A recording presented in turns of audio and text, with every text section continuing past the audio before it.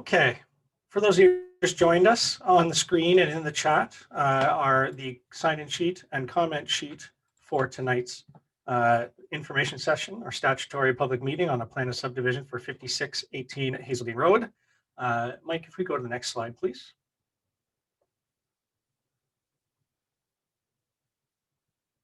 Thank you. As you are aware, we at the city are currently doing our public meetings on virtual platforms, mainly on Zoom. And so I will be going over some participation protocol that we have for our Zoom meetings. As you will notice, you are on mute, and this is not because we don't want to hear from you. There will be a chance for you to speak to us and ask your questions and get some answers. This is just because it is easier for us to speak to you and for you to hear us if everyone is on mute and there's no feedback and no one's talking over top of each other with delays and everything. So that being said, once we get to the moderated Q&A, to speak, you can raise your hand by using the raise your hand function. And as you see here, you hit participants and raise hand. If you would like to try that now, go ahead. But also, if you're having trouble with that and you want to flip on your camera and wave at the screen, myself and my colleague, Mike Ostrom, we will both be looking for the hands up on the electronic and on the screen as well. Next slide, please, Mike. So as you are aware, we are here to speak of the plan of subdivision on 5618 Hazeldean Road. Next slide, Mike. And I will just introduce everyone who is here in the room. And if you can, when I say your name, just give a wave to the camera so people know who you are. First, there is Councillor Gower, who is the councillor of the area, and he will be giving some opening remarks after this. Thank you, Councillor Gower. There's Kathy Rigas, the lead planner on the file. Thank you, Kathy. Myself, my name is Andy Reside. I am a strategic support coordinator with the Planning, Infrastructure, and Economic Development Department, and I will be moderating this evening. And then with the applicant, we have Joe Nanos with Tridel, Steve Upton with Kizzell Management, Greg Winters with Novatech, and James Ireland with Novatech. Thank you all for being here. Next slide, please. On the agenda tonight, we have opening remarks from Councillor Gower. After that, we'll talk about the planning process, and then the development proposal from the applicant. Then we'll get into questions and comments and the closing remarks. But before we go on, if you are here as a representative of the media, could you please identify yourself now, either with the raise your hand function, or you can send me a note in the chat. That would be appreciated. Then we can address any questions to you directly after the session. Thank you, Mike. Next slide. And with that, I'll turn it over to Councillor Glenn Gower, the councillor for Ward 6, Stittsville. Thanks a lot, Andy. It's funny seeing that photo, and I'm wearing a tie in that photo. I don't think I've worn a tie since pre-pandemic times. So anyhow, and I'm not wearing a mask either. I think all of our official photos should have a mask now too. But I want to welcome everybody to tonight's meeting. It's really good to see on the participant list a good list of residents who've joined us tonight. A welcome also to John Curry from the Community Voice, who's covering this for the newspaper. I won't take too long to set this up, other than to say this piece of land is pretty important. For one, it's one of the last pieces of the Fernbank area going through the approval process. And the other reason it's important, though, is that it contains the next phase of Robert Grant Avenue. As many people know, Robert Grant Avenue currently only goes from Fernbank to Abbott Street. This new development in total would bring Robert Grant all the way to Hazeldean Road, getting us closer to the ultimate plan, which is to have Robert Grant Avenue connecting all the way from Fernbank to Palladium Drive. So a really important north-south route through Stittsville. And when this development proceeds, it would be the opportunity to build this next phase of Robert Grant. There's a lot of other things that are part of this development. There's a site for a school, there's parkland, there's stormwater management pond. There are new homes, new apartments, and potentially some commercial and retail and services that would be built, and new businesses for our ward as well. So I want to thank everyone again for attending tonight, and thank you to folks from city staff, from my team, and from the applicant who are on hand to answer questions and help explain what this proposal is all about. Thanks. Thank you, Councillor. And with that, I will turn it over to Kathy Rigas, the lead planner on the file.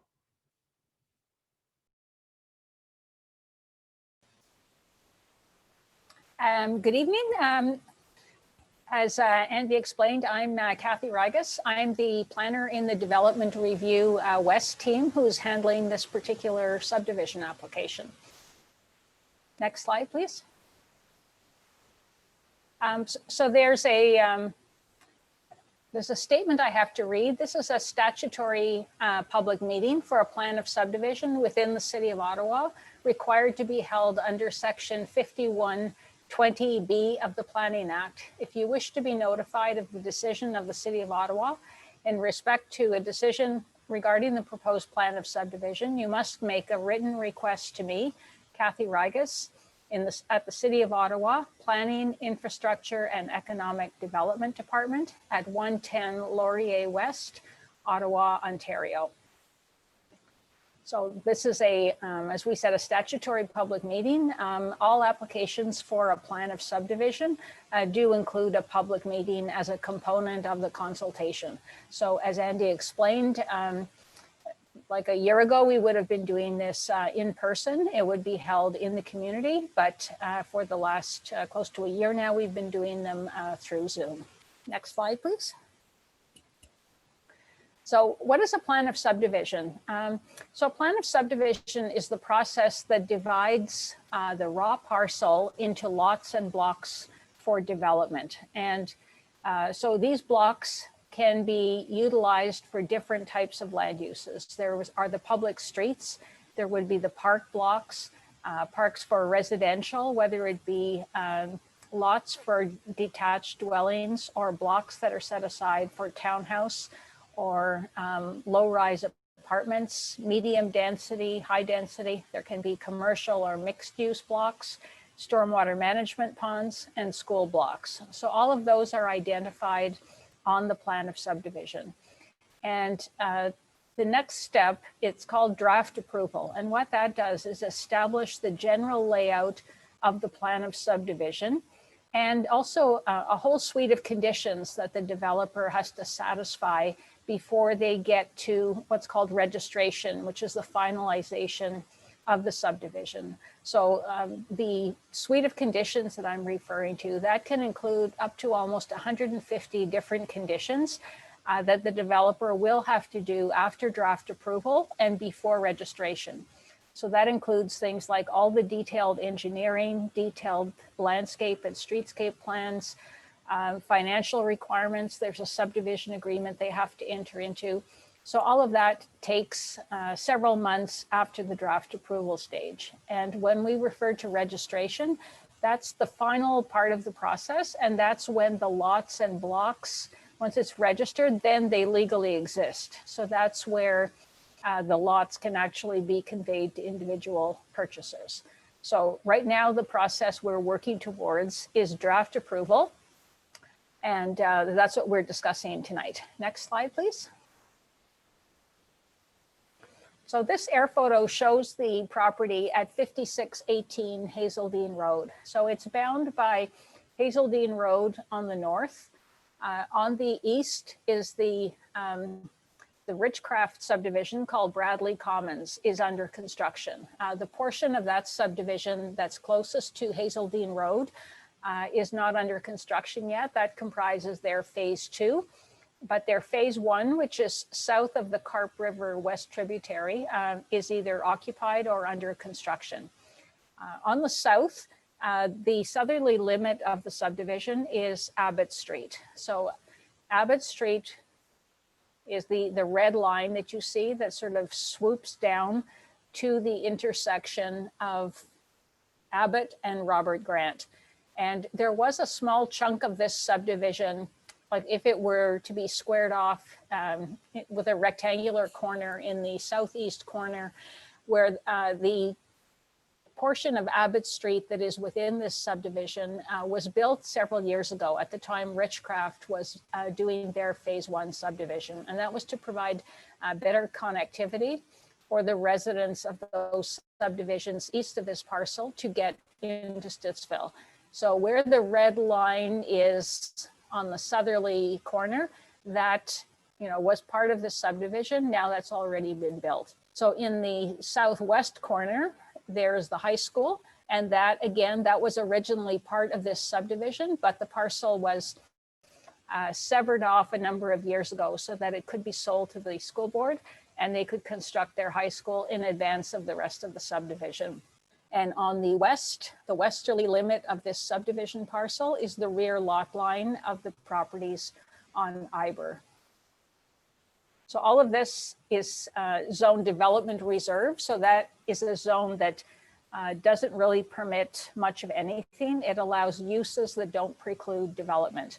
So this property will also be subject to a zoning bylaw amendment that will apply zonings to different blocks depending what their use is. So it could be low density residential, medium density residential, higher density institutional for the schools, and open space for the parks. But that's a separate process, and typically it's handled after we have reached the draft approval stage so that we can ensure that the zoning boundaries are put in the proper place to reflect the lots that are being created.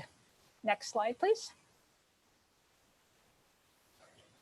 So this is an excerpt of the city's official plan. So the official plan is the high-level document that guides development over the next 20 years or so. And this is focused in on the subdivision. So the blue rectangular parcel that you see, that blue stands for employment area. So that reflects the Iber Road Industrial Park. So this parcel would be just to the right of that. So it's yellow, which means a general urban area. And the general urban area is a definition that allows a wide range of uses. It allows everything from all types of residential use, as well as commercial, institutional, parks. So it's quite a broad broad designation that allows a whole range of uses. The red dots that you see, that stands for arterial Main Street. And so that is applicable to the Hazeldean Road frontage at the north, and also the southerly part of Robert Grant that is within this subdivision. So arterial Main Street is a designation that encourages intensification, pedestrian-friendly development. It's, as it's described, a main street, and we have traditional main streets that would be found in older neighborhoods that it would apply to something like Stittsville Main Street, and then arterial main streets that are more in newer communities. So it applies to, as you can see, Hazeldean Road and to this segment of Robert Grant. So on arterial main streets, we encourage buildings close to the street, buildings of a certain height, higher density, high quality design. So that's what applies to this segment of Robert Grant. Next slide, please. And this is the Fernbank Community Design Plan. So the Fernbank Community Design Plan was a high-level study that was done approximately 10 years ago, and it established the overall framework for development within what's identified as the Fernbank community. So that's shown on this plan, and it basically covered all the land from Terry Fox on the east, all the way to the existing limits of Stittsville on the west. So Fernbank Road is the southerly boundary, Hazeldean Road to the north, up to like along Iber Road where this parcel is, and then farther west it runs along Abbott Street.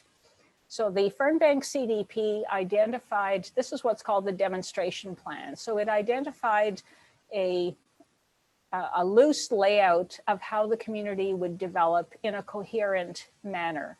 So all of the property owners in Fernbank are guided by this document. So it's not like each developer can simply do whatever they want, that everything has to coordinate, and a number of the community facilities and things like schools or parks, storm ponds, they may actually be shared among different owners. So there are guiding, there's a Fernbank landowners agreement. So everyone who owns property is bound by that to develop in accordance with this and to do their share of cost sharing for all the various items that are shared among the property owners.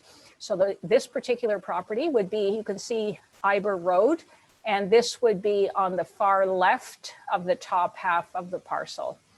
And it does include the extension of Robert Grant Avenue, which, as Councillor Gower mentioned, is an important component to the transportation network in the area. And in the CDP, this parcel has a mix of land uses. It included low density residential, some medium density residential, some mixed use blocks, a stormwater pond, schools. So a whole range of uses are shown here. Next slide, please. So this was the transportation master plan for the Fernbank community. And the key component here, again, as I just mentioned, is Robert Grant Avenue. So Robert Grant is an arterial that travels through the community. So it starts at Fernbank. Right now it goes to Abbott Street. Through this subdivision, it will be extended up to Hazeldean Road. And in the longer term, Robert Grant Avenue will extend north of Hazeldean and go right up to Palladium Drive to provide access to the Queensway. So it also shows this purple dotted line is Abbott Street. At the time it was shown as a proposed collector. That has been built now, but at the time of this Fernbank CDP back in 2009, that was just a road that was anticipated. Next slide, please. All right, so that establishes the basic framework and planning context of the plan of subdivision. And now I'll let Greg Winters from Novatech, the planning consultant for the owners, to present the details of the subdivision proposal. Good evening, everybody. Good evening, Councillor. So thank you very much for that, Kathy. That was an excellent overview. And I'm not going to spend a great deal amount of time tonight walking through the development proposal. I want to kind of get through a brief presentation and then allow the public to be able to make some comments, because I always find that it's easier for people to raise their questions, and the dialogue just flows naturally as to some of the questions are going to be answered. So I'll just get through this fairly quickly. So next slide, please. Next slide. So this is the current draft plan of application that for the site. So it's oriented slightly differently from the demonstration plan that Kathy had presented earlier. In this case, just to fit it on the page and the formatting that we had to make it, it's actually oriented so that Robert Grant is running sort of left to right on the page rather than what it really is in reality, which is it's going to be north to south. And so on the very left edge of this page, you'll see Hazeldean Road with the existing commercial developments that are happening along there with Lowe's and some of the other commercial uses. To the very south end on the right-hand side of this plan is the Abbott Street extension, as well as the Trans-Canada Trail that runs through the site. And the grayed out portions at the bottom of the screen are actually the Iber Road Business Park, the employment area that Kathy had referred to earlier. And to the north, the little grayed out section just to the north is the transition into the Richcraft subdivision, which has been draft approved already and is under construction. So the general orientation of this plan is following almost exactly the demonstration plan that Kathy had presented earlier. The street patterns, the land uses and such, a lot of that groundwork had already been established up into 2009. And so this plan is just largely reflective of that. So next slide, please. Next slide, please. So this is the colored up version of the land use plan. And we thought it'd be a little easier for the public to take this in tonight because it's color coded in exactly the same way as the original demonstration plan that Kathy had referred to today.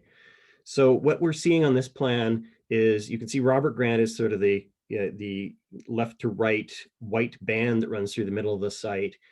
The bluish gray color on the site is going to be a future stormwater management pond.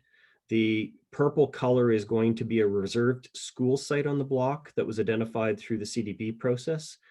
The light beige colors are the low density residential, typically single detached and townhouses in this site.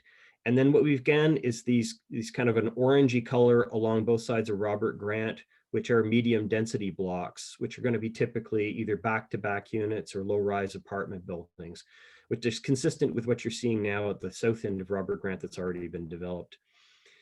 This plan differs from the original draft plan that we submitted. Kathy had already alluded to the fact that when we originally applied in 2016, we'd applied with Abbott Street shown as a conceptual roadway on the plan, and there was a portion of the district park that was shown in the southeast corner of the site.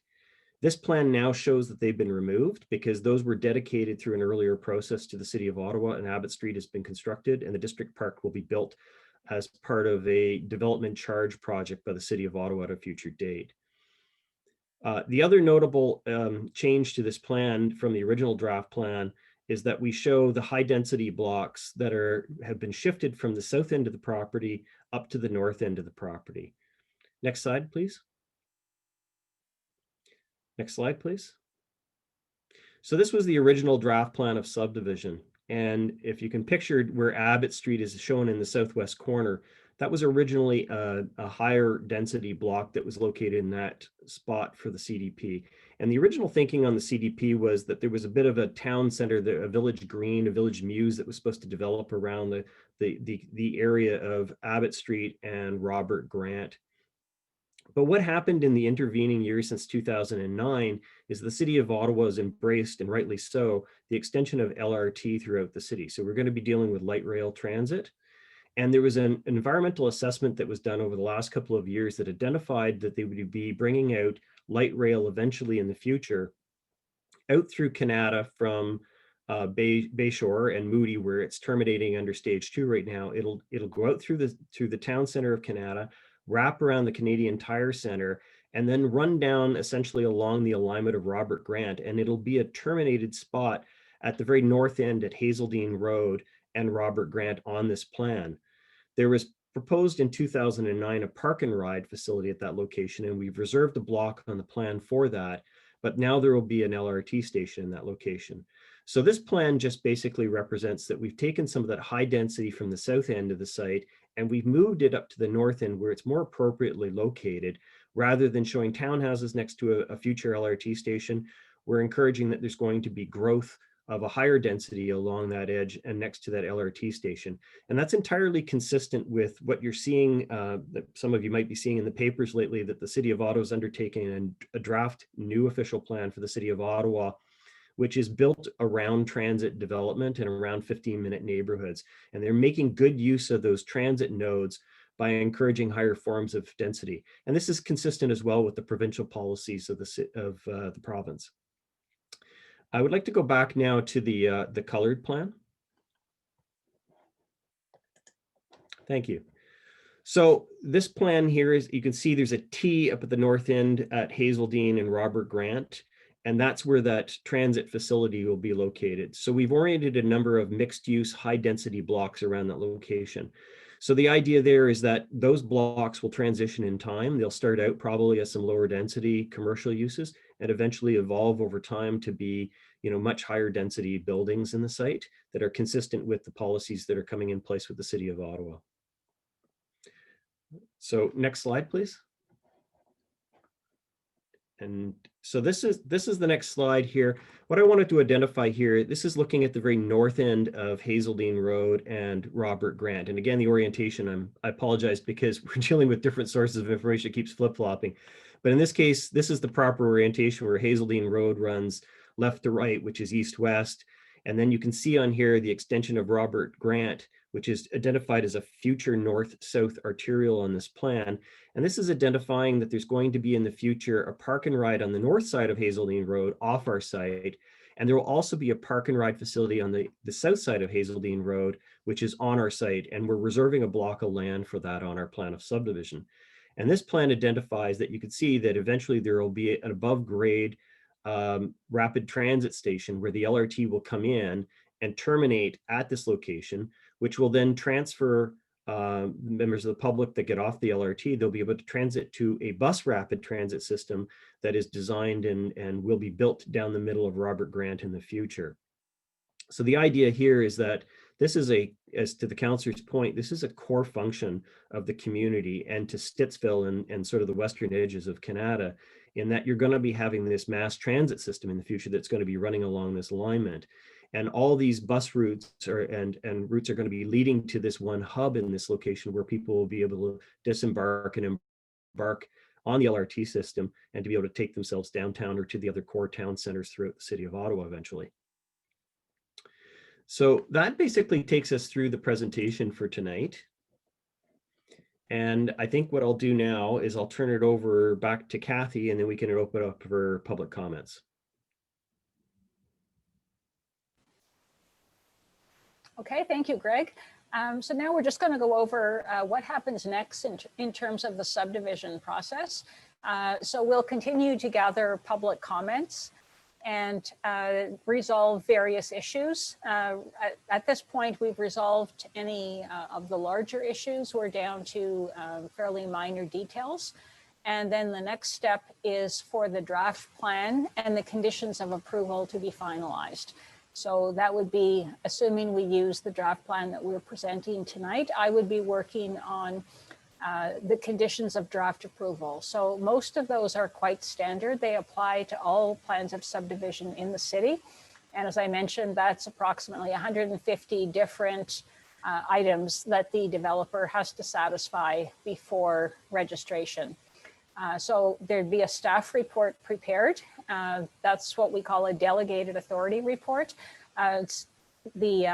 Planning staff has been delegated authority by council to deal with plans of subdivision. So a plan of subdivision is not an application that has to go to planning committee. So my manager is the person who will actually be approving this. And the report is approved by the manager with concurrence from the ward councillor. So before the report is provided to my manager for approval, I would send the report and conditions to both the owner and the ward councillor, and both of them have to concur with the conditions of approval. So after that step, my manager approves it, and then we send out a notice of decision to anyone who commented. So that would include either members of the public who provided comments and also a number of technical agencies who provided comments back when this was circulated. So that's from a process point of view, those are the next things that will happen. And then as I explained earlier, parallel to this, there will be a rezoning application that typically goes forward to planning committee after the subdivision has draft approval so that we can apply the zoning on the appropriate parcels. So that will be a later step that would happen after this process. Next slide, please. So that covers our presentation. And so now it's time for the question and answer session. So I'll turn it back to Andy, please. Thank you, Kathy, and thank you, Greg. Now at this point, we are going to turn it over to the members of the public. So if you have a question, please use that raise hand function under the participants tab. First though, Kathy has already received 2 questions from the public beforehand, and she thought this would be a good opportunity to address them out loud and out in public. So they are, and I will read them word for word, and then I will turn it over to Kathy to direct me who to answer it to. When the original planning was done for this neighborhood, the official plan indicated work, live, play as one of the policies for urban expansion. The proponent indicated at the time that a Walmart and several schools were sufficient to satisfy the requirement for employment areas. Is this still the policy of the planning department and proponent? If not, can anything be done to protect the land of light industrial areas on Iber Road? Okay, that's quite a long question. But in terms of employment and jobs, the Fernbank Community Design Plan, Live, Work, Play was one of the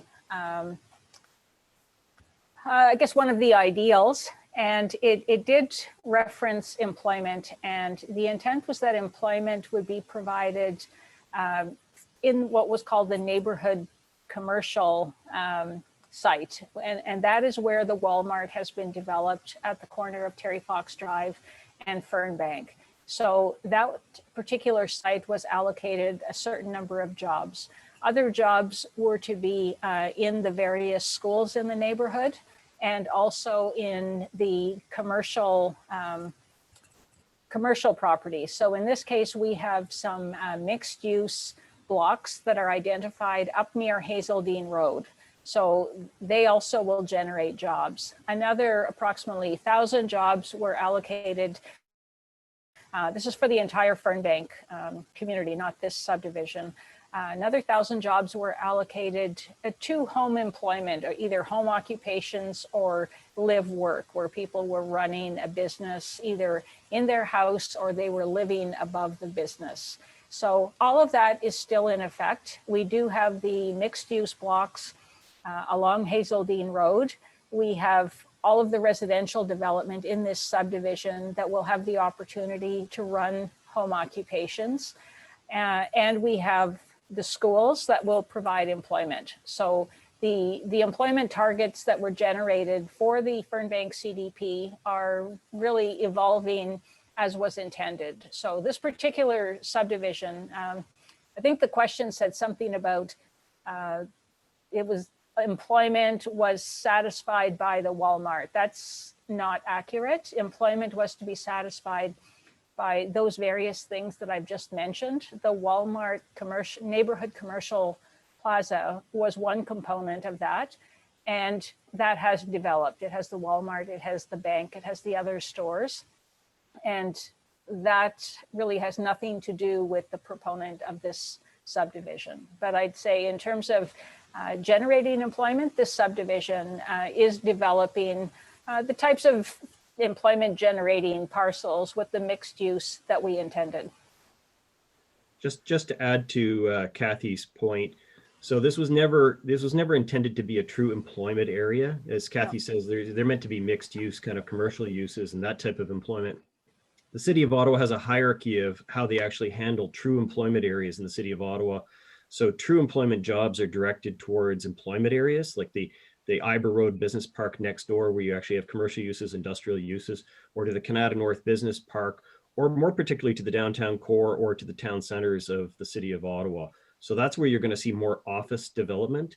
And that's consistent with the new official plan as well, where the city of Ottawa is consistently applying that approach, but they're protecting for employment business parks rather than these communities, which are meant to be, more day-to-day jobs, retail jobs, jobs that support the community immediately rather than, office uses or high tech or whatever.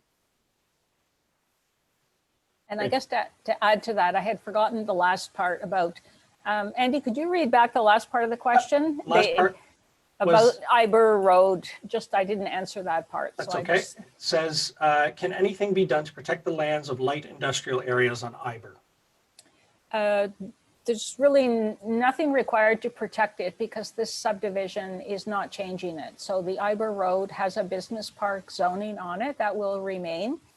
And typically in the subdivision agreement, that is the last step in this process, we can put in certain conditions and notices to property owners. So for example, in the covenants, we can put in, once we have the lot and block numbers of the properties that back onto the Iber Road Business Park, we can include a condition in the subdivision agreement where purchasers of the lots and blocks that back onto the Iber properties are advised that they do back onto a business park zone, so that it's essentially buyer beware, so that if somebody purchases a lot that backs onto that, it's in their agreement and they can't, come back a year later and say there's some nuisance from the industrial. That it's done in other areas of the city where people back onto either commercial developments or light industrial, and it's simply a matter of advising them so that they can make an informed decision. But it's possible for us to do that through the subdivision agreement. Thank you, Kathy. And Greg for that. And for the second question, it's about the lands abutting the Ottawa Goulburn Business Park on Iber. The question is, can a caveat be placed on title requiring that future homeowners acknowledge they are abutting a light industrial area and that many businesses operate 24/7 and that homeowners or the builders are required to put up noise barriers if required? Well, as I mentioned, we can put in a condition in the agreement that is in the covenants that are applied on title. So it's in the subdivision agreement, and then it trickles down into the agreement of purchase and sale for those affected properties to advise them of, it would be something like, potential nuisance. Typically, there would not be a noise wall required. That through the plan of subdivision, we can request certain types of fencing in different places. For example, we ask for 1.8 meter or 1.5 meter chain link fencing around the school sites. So it can be something that we can request a screen fence. It would not be a noise barrier, but we can ask for a wood screen fence, for example, abutting the Iber Road properties. Thank you, Kathy. So those are the questions that we received beforehand. At this point, if you have a question, please use that participant button to raise your hand. Press participants and then raise hand, and it'll indicate to me that you do have a question.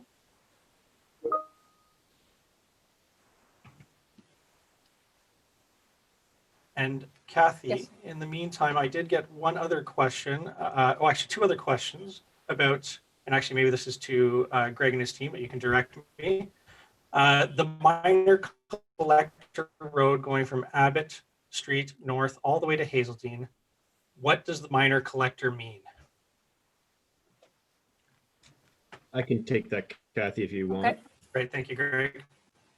So the city of Ottawa basically, so they started pretty much at a freeway, which is the highest level, the 174 and the 417, the 416. Generally, those highways are provincial territory with the exception of the 174. Then there's arterial roadways, which are 44 meters across or 46 meters across. They typically carry multi-lanes of traffic, and they serve as major routes throughout the city to handle large volumes of traffic to get from point A to point B. So Hazeldean Road is one of those arterial roadways. Terry Fox is an arterial roadway. They're usually located on the peripheries of and kind of encircling communities to be able to get people from that community out to the highways and beyond to the other parts of the city of Ottawa. Step down from the arterial roadways, and what you get is major collectors and collectors, and they're kind of two sides of the same coin in one sense. They're smaller streets. Typically, they sometimes have houses on them. They sometimes don't have houses on them. The preference these days is that you can have houses fronting directly on them in the case of Abbott Street. But there's still a higher class of roadway in the city of Ottawa. They're generally a wider cross section. They usually include sidewalks on both sides of the street. In this case, the city of Ottawa has asked that Abbott Street also includes a cycling MUP facility that's on one side of that roadway. So again, they're meant to carry inside of a neighborhood from point A to point B, highlights with driveways or other access roads coming in. And then stepping down from that again is the local road networks, which are typically 16.5 meters wide, 18 meters wide. They don't typically have sidewalks on both sides of them. They're typically the neighborhood residential houses that you see fronting onto them. So the collector kind of slots into the middle of this process and provides that access throughout the community. So in this case, Abbott Street basically makes that connection all the way from the Stittsville Main Street and beyond, all the way through the community over to Terry Fox, and actually connects into Castle Frank and then carries you straight through back to Terry Fox again. So again, it's kind of creating that stepping stone, but it isn't so large that you can't have houses on it.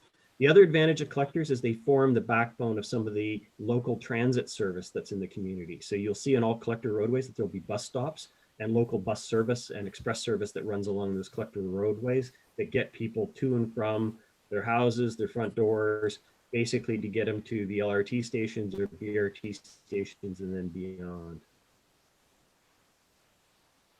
Great, thank you, Greg. And actually, this person's having trouble with their mic, so they've sent me two other questions, and it's from Anusha and Puyan. And the second question was still about the minor collector. And if we know, oh, well, actually, that's for the city, and it's not about this application. So I'll take that offline, and I'll get back to them at another time. But another one was about the school in the 2016 plan was on Cranesville Road and Triangle Street. They were wondering if the school is still part of the Bradley Commons plan or to be moved to Iber Road.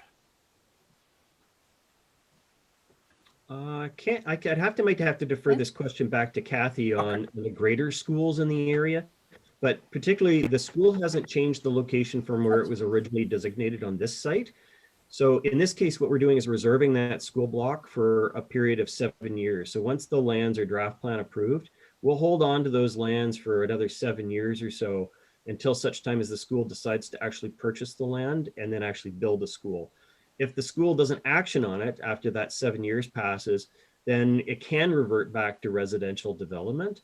But the intent was that there was a number of schools of different classes and jurisdictions that were going to be spread throughout the community. So I'll turn the rest of the question over to I would just Kathy. reiterate what Greg said. There's been no change. I'm not sure what they meant by a school on Iber Road. If they're talking about the French school at the corner of Abbott and Robert Grant, that's not on Iber Road. And that was a school site that was designated for the French Catholic Board, and they have taken advantage of it and built a school. There is still an elementary school in this subdivision. And as Greg said, we can't guarantee that it will get built. What we do is reserve sites, and the CDP allocated different sites to the different boards. So in Ottawa, we have 4 different school boards, English Public, English Catholic, French Public, and French Catholic. So each of them were assigned sites, but whether or not they actually develop it is completely up to the school board. But the school site in this subdivision has not changed, but we can't, the city has no power to say if or when it will be developed as a school. Great, thank you both. So I will give one more call out for questions. I don't see any hands up, but if the raise hand button isn't working for you, please turn on your camera and wave at me. I'd be happy to unmute you that way. I have Councillor Gower. Yeah, thanks, Andy. I actually had a few questions that came into our councillor's inbox that I wanted to convey. So one of them was just across the street from this subdivision.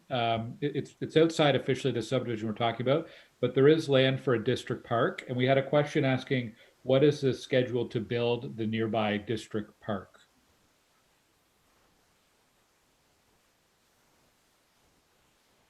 So I'll have to turn that over to Kathy, because that's that as I had indicated before, that's a development charge project as part of the community. Now there is a master parks plan that talks about what the facilities are in there, but as for the timing, I couldn't advise you at this point in time. I'll answer a bit of that, and then I'll turn it over to Justina Garbos, our parks planner, who's in attendance tonight. And when we talk about it being a DC or development charge item, that means that most of the parks, the smaller parks in subdivisions are built and paid for by the developer. They work with the city to come up with a plan as to what facilities will be accommodated in each park, what kind of programming we want. But a district park is completely handled by the city. So development charges are a fee that the builder pays at the time of building permit, where they contribute a certain amount in DCs to the city. And then the city will use that money to develop this district park. So the district park was the largest park for the subdivision, or not the subdivision, for the Fernbank community. And it is split by a number of property owners. So there is a portion in this Kizzell Management subdivision. There was a portion in Richcraft's Bradley Commons subdivision, and there was a portion in Matamy's Abbotsville Crossing subdivision. So it was spread across those 3 plans of subdivision. And the timing is up to the city, largely when enough houses have been built that we have collected enough development charge money to actually go and develop the park. So Justina, would you like to add anything to that? Yes, I can speak very generally to the timeline. As far as what Greg and Kathy have said is accurate, we have identified this park as being in our 2023 capital budget. So that's the earliest stage, I would say, at which we could expect a concept plan to be developed. But I would say broadly speaking, we're looking at within the next 5 years for design and public consultation on the park and the facilities that are to go within it. And then probably within the next 10 years for full build out completion. Great, Thank- thank Over you to you, both. Andy. Yep, thank you both. Councillor Gower, you have another one. Yeah, the second question is what is the anticipated timeline for the construction of Robert Grant Avenue? And I know it is a roadway and a bus rapid transit route. So would it be built out fully, or would that be in stages as well? Okay, thank you, Councillor. And Greg, can you start that one off, and maybe we'll go back to the city on the BMT.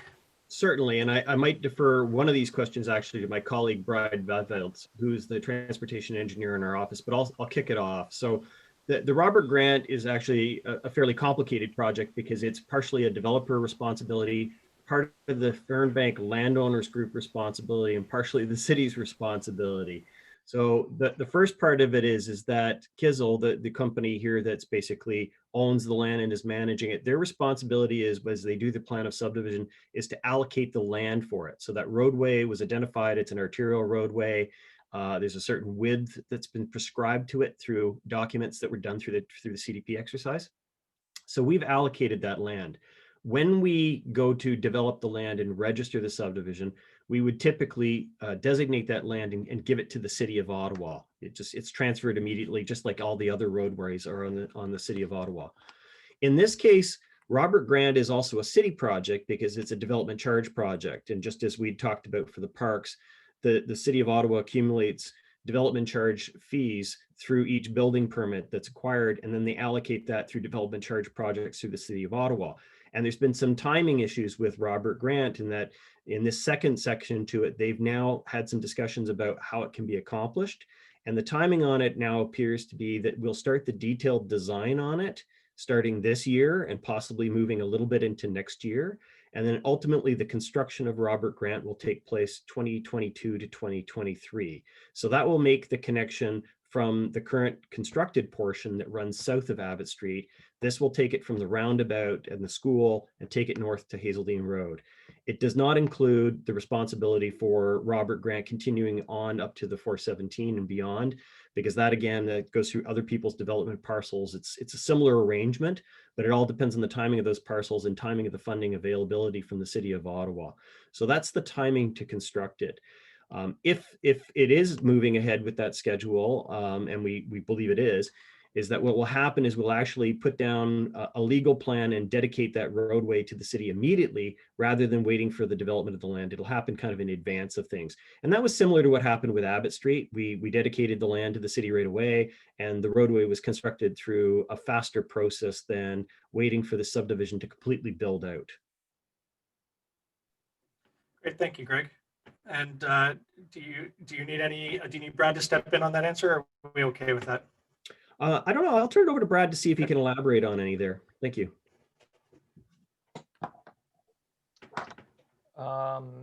Just to, I guess, elaborate on the timing of it. So initially, the intention is to construct the roadway with a two-lane cross section similar to Robert Grant south of Abbott Street. And then the city's transportation master plan does identify conversion of this and widening of this this corridor to include median bus rapid transit in the future. However, that is not currently in the city's affordable envelope and would occur kind of post 2031. And I guess the city will re-review this timing in future transportation master plan updates. Just Great, to thanks. add, Oh, Brad's sorry, go ahead, point, Greg. The transportation master plan is actually, the city of Ottawa has started to undertake that process right now as part of the general OP, the official plan process that they're reviewing right now. But it's been delayed because they need some what they call screen line analysis, basically some background data. They measure traffic that's on the roads right now to be able to help make projections on how it's going to happen in the future.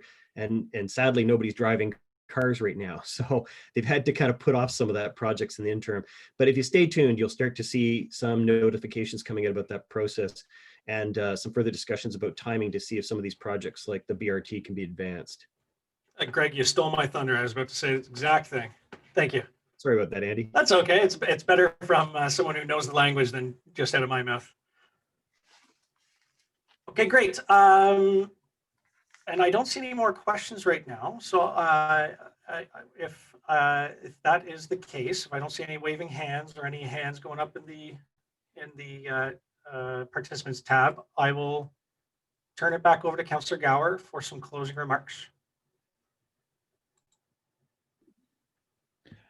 Yes, thank you, Andy. So I guess I wanted to thank all the residents who sent in questions in advance or shared them live on the call.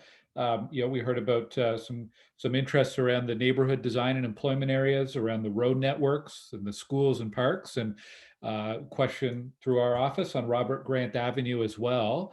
I'm glad that the transportation master plan came up at the end of the discussion, because it is a good reminder. The city is embarking on a process to update all of the prioritization of roads. And I know this is not just roads, transit, bikes, pedestrians, everything that has to do with transportation. We're probably even going to be looking at electronic vehicles, automated vehicles, driverless vehicles.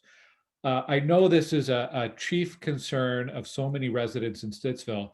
The city's already started doing surveys, feedback surveys from residents, and they ran one last year, and I was told that they had the most responses from any ward came from Stittsville. And I think that's good evidence as to how important transportation issues are to people who live here. So I'll be continuing to remind people when there are opportunities for feedback through my website and email newsletter and social media. And I really want to encourage residents to take the time to give that feedback and tell them how important Robert Grant Avenue is, or upgrades to Fernbank Road or Carp Road, or the importance of getting better transit to our community. It's really important that city staff hear from Stittsville residents and what our specific concerns are. And it helps me be a better advocate as a councillor at City Hall as well. Also, next week, we are taking another step forward in our official plan, and we're looking at where Ottawa is going to expand in the next 15 or 20 years, urban boundary expansion. So if folks are interested in planning, we did post on my website some information about that, and there's an opportunity to provide comments or even speak at committee next week. One of the things we're looking for as part of this official plan is some better, we're calling it gating. So putting some really hard conditions on new development. That new development couldn't happen until the infrastructure like roads and transit is properly in place. And my hope is that we can prevent what we're seeing right now in Stittsville, where we've got so many new homes, but we're lagging so far behind on the transportation infrastructure, roads and transit. Anyhow, so these are all important things and things that we're trying to change in order to achieve some healthier development across the city of Ottawa and here in Stittsville. To wrap up, I want to thank the representatives from the applicant who shared some information and answered questions. I want to thank Andy and his team, Kathy and Justina, and the rest of the folks from the planning department who were involved or helped organize this call, and to the folks from my office as well who are joining us, Jordan, Gabby, and Catherine. And thank you, of course, to residents for all the feedback and questions you're providing and for taking some time out of your evening to join us tonight. This will be posted to YouTube. And if you have any further questions or concerns, you can always reach out to me and we'll track down the answers for you. So thanks a lot. Thank you very much, Councillor. And just for final word, I will leave this up on the screen for 1 minute as you exit, and the links are in the chat as well. So thank you very much, everyone. Thank you, Councillor. Thank you, Greg and team. And thank you, Kathy, for this evening.